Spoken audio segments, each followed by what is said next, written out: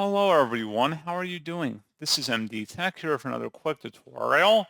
In today's tutorial, I'm going to show you guys how to enable diagnostic data feedback on your Windows 10 device. So this should hopefully be a pretty straightforward process here, guys. And without further ado, let's go ahead and jump right into it. So all I have to do is open up the search menu and you want to type in settings. Best result, should come back with settings. Go ahead and open that up. You want to select the privacy tile and then select under Windows permissions, select where it says diagnostic and feedback. On the right side, you want to select optional diagnostic data, and you can also enable certain features too, like improving inking and typing, as well as tailored experiences. And that's pretty much it. So pretty straightforward process on that, guys. And as always, thank you for watching. I do hope that I was able to help you out, and I do look forward to catching you all in the next tutorial. Goodbye.